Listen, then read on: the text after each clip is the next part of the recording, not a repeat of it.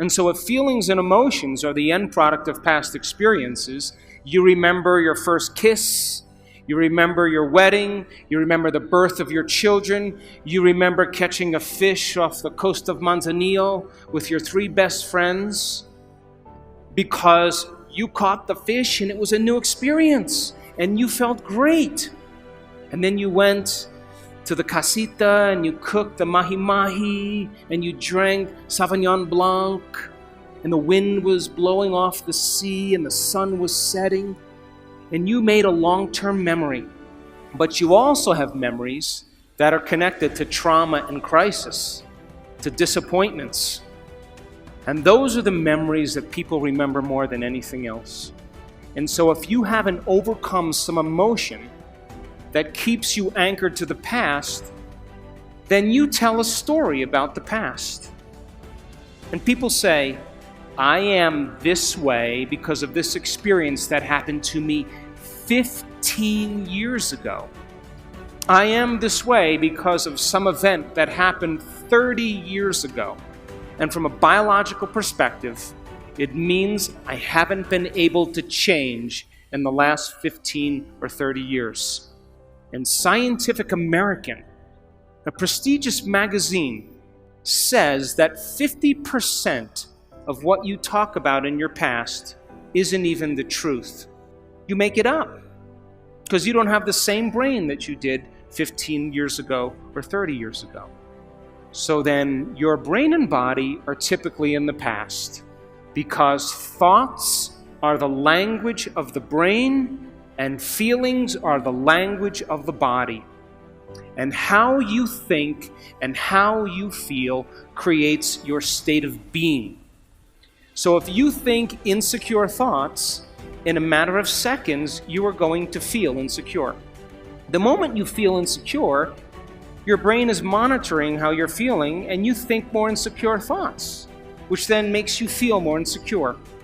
And the repetition of that cycle conditions the body to become the mind of insecurity. And then the person says, I am insecure. And whenever you say, I am anything, you are commanding your mind and body into a destiny. So then how do people change?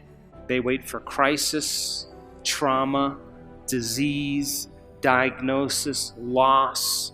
Something has to go wrong in their life where they feel so uncomfortable that they finally make up their mind to change. And why is that? Because after the trauma or the crisis, they don't feel like of themselves. And the moment they don't feel like themselves, they could actually observe themselves because they are looking at themselves through the eyes of someone else. But my message is, why wait? You can learn and change in a state of pain and suffering, or you can learn and change in a state of joy and inspiration. So then, if your brain is a record of the past, and you are living by the same emotions that have defined you for the last 10 years, and you keep thinking the same thoughts that make the same chemicals, and those same chemicals drive the same thoughts, then your body, as the unconscious mind, does not know the difference between an actual experience in your life that creates an emotion and an emotion that you're creating by thought alone. And so your body is believing it's in the same past experience 24 hours a day, 7 days a week, 365 days a year. And your body is programmed into the past. And you can't create a new future holding on to the emotions of the past. How many people understand what I'm talking about?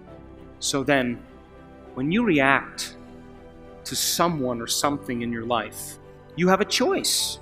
That when an event changes how you feel, there's a chemical change that's taking place in your body. And most people don't think they can control their emotional reactions.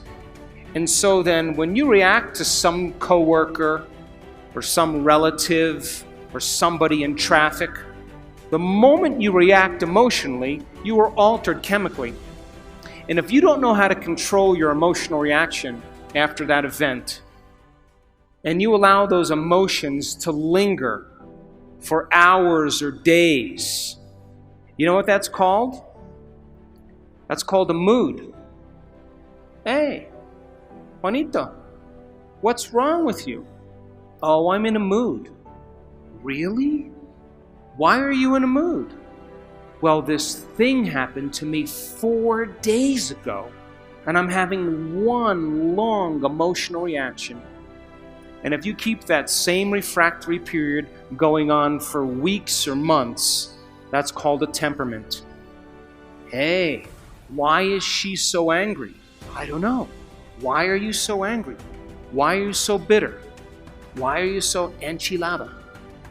Because I had this experience 7 months ago, and I'm memorizing my emotional reaction. And if you keep that same refractory period going on for years on end, that's called a personality trait. And people wear their emotions on their sleeve, and that's who they think they are. And they will talk about the past to validate why they're not creating the life that they want.